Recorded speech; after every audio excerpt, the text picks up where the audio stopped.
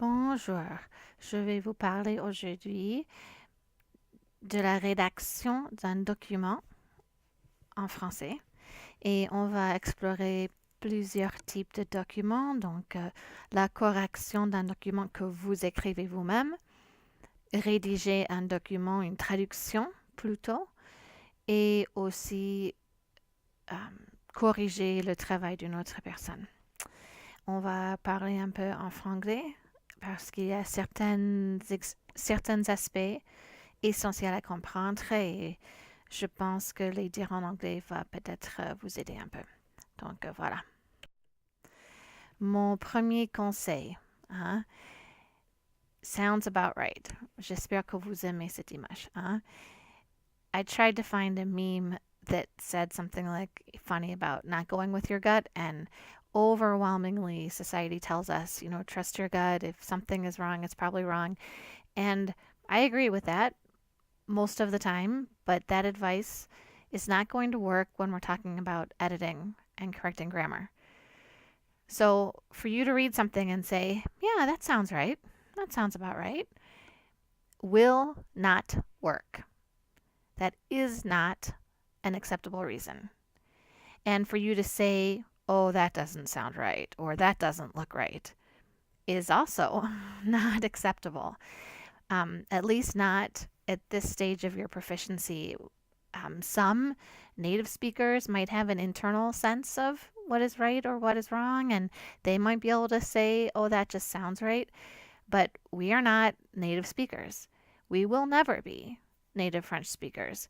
We can be very good. We can be fluent. We can have better French than native French speakers, but we had to learn the rules. And so right now, anytime you're reading at something, if you find yourself nodding your head and going, yep, that sounds right. Oh, yeah, that looks right. Then I want you to stop. And I want you to think about this. When will you be able to say, yeah, I can just look at something and just know if it's right or wrong and I don't need to check on things? The answer is never, right? My French is very good.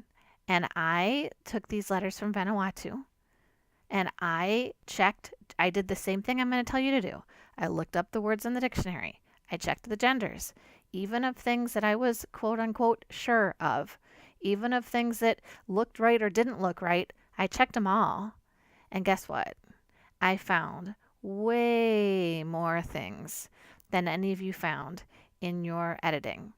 Obviously, we've got different levels of skills that we're talking about, but I know, I think, I feel strongly that if you would have looked up more words in your dictionaries, you would have found more. The dictionary is your friend. It can be online, it can be paper, it can be several different sources. As I was working through these documents, I used many different online dictionaries and many different resources, and I will try to show you some of them at the end of this. We'll see if it'll let me or if I'll have to make a separate video just with the way I formatted this. But truly, the dictionary is your best friend. If you have, for some of our French classes, we had you buy that one grammar book. And now the Bled can be very helpful. Those grammar charts that you might have. And I can't see on my shelf the grammar book that I had you guys buy for one of the classes that is really, really great. As well as the Barson's book from 413. Get out your grammar books, get out your dictionary, and it is you got to get elbows deep in this dirty work, right? You have to look these things up. It is minutia. It is time consuming. There is no other way to edit a document and find the mistakes that are in it. I think that editing work is one of the hardest things that we all have to do. And, obviously you thought it was right the first time or you wouldn't have written it that way, right? You're not trying to write things wrong. You were given letters that you know were written and edited by French speakers and students that had their degrees. And so you can sometimes go into a project thinking, oh, well, gosh, these people are really good. And I'm sure they didn't make any dumb mistakes. And what am I going to bring to the table? And the answer is, yeah, they are pretty good and they might be, native Francophone speakers, but we all make mistakes. We all have those typos or those bêtises that are in our work, and we all can benefit from another set of eyes going over something. So you want to have, and you've got all these tools, right? Maybe they didn't have all these dictionaries. Maybe they didn't have all these resources.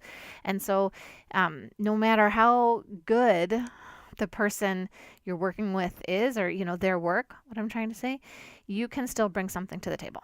Bon. Qu'est-ce que je conseille? Donc maintenant, il faut utiliser un dictionnaire et des livres de ressources. Il faut prendre cela au sérieux et travailler beaucoup pour corriger quelque chose. Comment commencer? Alors, la première chose, c'est de lire le passage ou lire le texte. Et je veux dire tout le texte. Vous voulez savoir pourquoi cela me prend beaucoup de temps de corriger vos devoirs? Ce n'est pas simple. Il faut lire et moi, je ne corrige rien la première fois que je lis quelque chose. Je lis sans un stylo à la main. Je me force, c'est très difficile, je me force de ne rien toucher. Je lis, c'est tout ce que je fais. Et je réfléchis. Et je me sépare un peu du document pour avoir un peu de recul, pour penser au sens que j'ai lu. Et puis, je commence avec la prochaine chose. Donc, je vais vous donner un exemple, un petit exemple. Et c'est une phrase qui vient du cours 331. C'est le cours d'histoire. Bon, je sais que vous avez eu toute une lettre, toute une histoire à rédiger, mais pour cette vidéo, on va avoir une phrase. Donc, le poète parle de l'émotion et la vie. Peut-être lisez à haute voix, lisez silencieusement, c'est pas important, mais il faut lire toute la phrase. Très souvent, trop souvent, les étudiants, les personnes ont tendance à prendre le stylo et à corriger immédiatement sans lire tout le contexte, sans comprendre le sens de l'histoire et où l'auteur veut aller. Et c'est même plus important si c'est votre propre travail parce que vous savez ce que vous voulez dire dans la tête et ce n'est pas toujours ce qui est écrit à la page. Bon, donc vous lisez, ensuite il faut commencer à la fin de la phrase et ça c'est une tentative de défaire la pensée automatique. Comme la tête sait ce que vous voulez dire, le cerveau sait ce que vous voulez dire. Si vous commencez à l'envers, c'est une façon de trick your brain, dans un sens, de dire à votre cerveau, hop, ce n'est pas logique, hop, il faut repenser dès le début. Enfin, pour nous, dès la fin. Donc, commencez avec le dernier mot, soulignez chaque mot et ensuite, vous allez identifier son rôle grammatical dans la phrase. Donc, vous soulignez vie. Et vous dites, OK, c'est un substantif. La, article défini féminin singulier. Oh, vie, substantif féminin pluriel. Et bon, comme ça. Alors, voilà mon exemple, cette identification. J'identifie le rôle grammatical de la phrase. Donc, j'ai des articles définis, des substantifs, des verbes. Avec les verbes, vous voulez dire le temps du verbe et le mode. Avec les prépositions, il a effacé mon accent, désolé, préposition avec E, accent aigu. Il faut vérifier le verbe parce que c'est le verbe qui décide souvent la préposition. Avec les substantifs, il faut vérifier dans le dictionnaire, vérifier l'orthographe, vérifier le genre de toutes ces choses. Et à ce moment, on traite chaque mot comme une entité individuelle. C'est ce que je suggère au moins. Je regarde juste le mot vie. Ensuite, je regarde juste le mot la.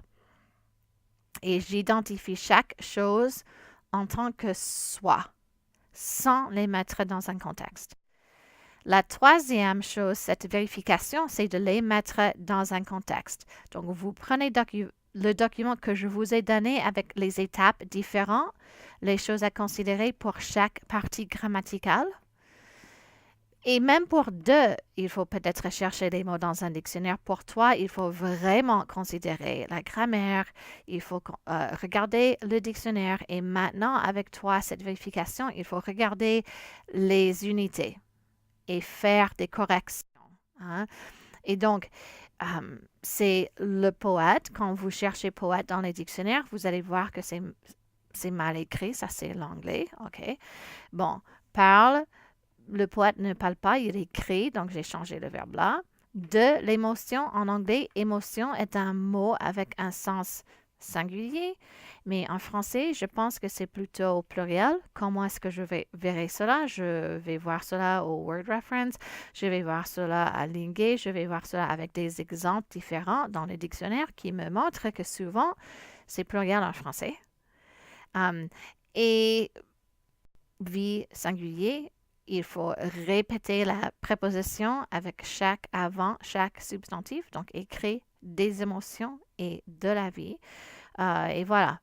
Cette phrase maintenant est correcte du point de vue grammatical. Mais moi, je dirais que vous n'avez pas fini. Il y a la quatrième chose à faire, c'est l'exploration. Quels sont les aspects stylistiques? Est-ce que cette phrase est française? Est-ce que vous pouvez améliorer la phrase? Comment est-ce que vous pouvez le dire mieux?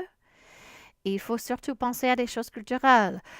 Est-ce que c'est une expression française ou un proverbe? Ou est-ce que la phrase utilise le système métrique, les dollars américains ou les euros ou le Vanu de Vanuatu? Hein? Il faut penser à tous ces aspects-là. C'est plus intéressant. Et vous comprenez mieux ce que la personne voulait dire. Bon. Si c'est une traduction, hein, vous avez peut-être peur d'aller trop loin de la version originale et je comprends cela et moi, je suis du même avis. Donc, il faut toujours vérifier que le sens du texte source soit bien respecté. Mais n'oubliez jamais que vous traduisez le sens. Vous ne traduisez jamais mot par mot. C'est toujours le sens que vous traduisez. Et si vous gardez cet esprit dans votre cœur, vous pouvez vous éloigner juste un peu pour dire, OK, si c'est le sens qui est important, est-ce que je capture le sens avec une tournure de phrase qui est vraiment française? Alors, voilà un exemple, la lettre en anglais, la lettre en français, mes corrections. Je vais vous donner ces détails pour toutes vos lettres. Je sais que c'est difficile à lire un peu ici, c'est fait exprès. Je ne veux pas que vous preniez ma traduction parce que vous avez quelque chose à faire. Mais voilà, vous voyez que, bon, je suis vieille, je préfère écrire à la main. Et moi, je réfléchis. Vous pouvez voir que j'écris quelque chose. Ensuite, je change d'avis. Ensuite, je pense à autre chose. Ensuite, j'ai des questions ou j'ai des suggestions ou d'autres possibilités. Et là, c'est un débat que j'ai avec moi-même avant de trouver une version finale. Donc, comme j'ai dit, ce n'est pas simple. Ça prend beaucoup de temps. Mais pensez à LIVE, un nouvel acronyme que j'ai inventé. Donc voilà, lecture, identification, vérification, exploration. Vous allez lire le texte, tout le texte pour comprendre le contexte, la compréhension globale. Ensuite, vous allez identifier la partie grammaticale de chaque mot, traiter chaque mot comme une unité. Ensuite, vérifier chaque unité et ensuite vérifier son rapport avec les autres mots, hein, le contexte de la phrase et corriger les erreurs. Ensuite, explorer comment est-ce que vous pouvez améliorer la phrase pour avoir vraiment quelque chose de plus joli, oui. Et c'est vrai que la beauté est une esthétique que les Français admirent, préfèrent. Mais aussi, c'est une meilleure façon de communiquer. Donc, le sens de votre message est plus clair. Les personnes vont comprendre ce que vous voulez dire, mieux comprendre ce que vous voulez dire. Bon, alors, il faut regarder mes 8 vidéos. Ça, c'est la première vidéo faite ce semestre. Les devoirs. Maintenant, avant de voir mes corrections, je vais vous envoyer les documents pour votre lettre comme vous venez de voir pour une des lettres. Avant de les voir, il faut prendre une phrase de votre lettre. Utilisez cette méthode live pour souligner les mots, les identifier, les vérifier et explorer d'autres possibilités pour améliorer la phrase.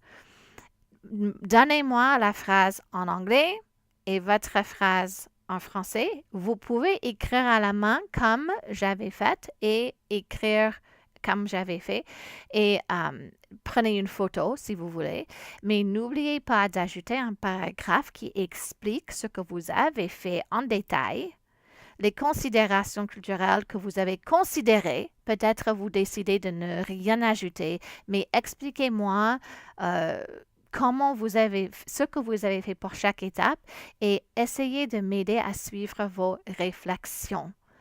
Je vais mettre un dossier au Moodle où vous pouvez télécharger vos devoirs pour compléter cette unité. Compléter, il y a un accent qui manque aussi. Désolé, 2 fautes. Vous voyez, c'est très difficile. Personne n'est parfaite. Et voilà. Donc, je vais corriger ces fautes pour la prochaine fois, mais je ne vais pas refaire ma vidéo. Je m'excuse, mais je veux vous partager cela avec vous dès que possible. Alors, bonne continuation avec les devoirs. Comme j'ai dit, je pense que rédiger votre propre travail ou le travail des autres, c'est quelque chose de très, très difficile. Peut-être une des choses la plus difficile que vous allez devoir faire. Mais c'est essentiel. Vous allez être demandé, si vous utilisez votre français pour votre travail, on va vous demander de vérifier quelque chose, d'écrire quelque chose et de montrer cela à un public. Et donc, il est essentiel, indispensable que vous appreniez à faire cela et que vous utilisez soigneusement un système, vous êtes très discipliné à chercher les mots et à les vérifier et les mettre ensemble et chercher de l'aide quand vous n'êtes pas certain. Ou même, quand c'est possible, je passe toujours mes documents à une autre personne. Parce que même avec tout ce qu'on connaît, même un native speaker, n'est-ce pas, il y a toujours des lacunes. C'est toujours notre cerveau qui remplit les vides automatiquement. Et donc, moi, j'ai vu l'accent se compléter, mais autocorrect l'a enlevé, je n'ai pas remarqué. Et voilà, j'ai maintenant un document devant vous qui n'est pas parfait. Donc, une deuxième personne allait lire cela et allait dire « Oh, je pense qu'il faut faire ça » ou « Je n'ai pas compris. Qu'est-ce que vous voulez dire ici ?» Et je n'ai pas eu le temps de le faire cette fois-ci. Comme vous avez vu, j'ai des fautes. Mais si j'aurais donné cela à quelqu'un, si j'avais donné cela à quelqu'un, cette personne m'aurait corrigé. J'aurais un meilleur document à vous montrer. Et donc, quand vous faites cela, il est très important de chercher d'utiliser toutes les ressources que vous avez en ligne, à l'écrit, les personnes, etc. Bon, alors bonne continuation et à très bientôt. Merci et au revoir.